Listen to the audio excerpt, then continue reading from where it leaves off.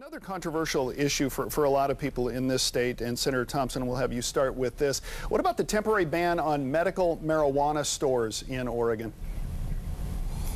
Well, that issue has been, now that's one bill that I think has been back and forth between the House and the Senate, amended, things put in it, things taken out, and that one's been pretty well vetted.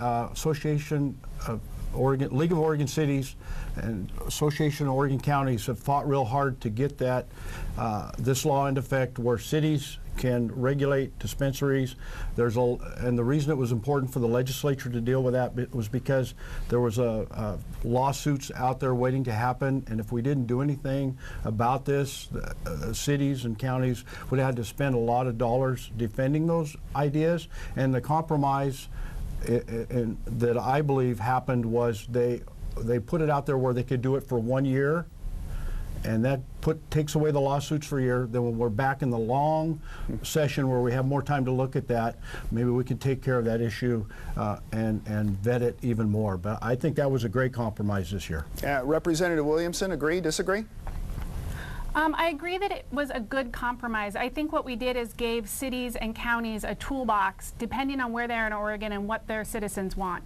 So for some, they want to take a year to have a sit back and wait, watch what's going on as the dispensary law matures. And in other cities and counties, they want to license dispensaries. And so we've given them a framework where they can decide when, how dispensaries will work, where they'll be located.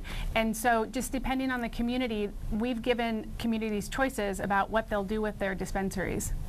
Turning now to Senator Thompson, go ahead.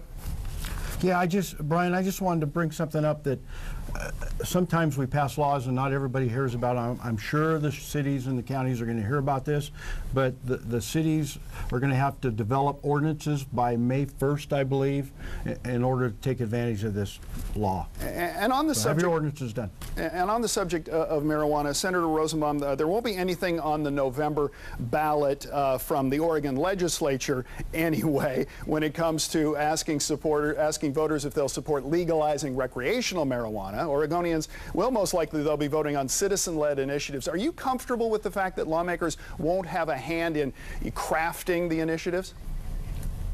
Well, I think that voters will decide if those initiatives qualify. People will be voting on whether to regulate marijuana, and voters will have the final word on that.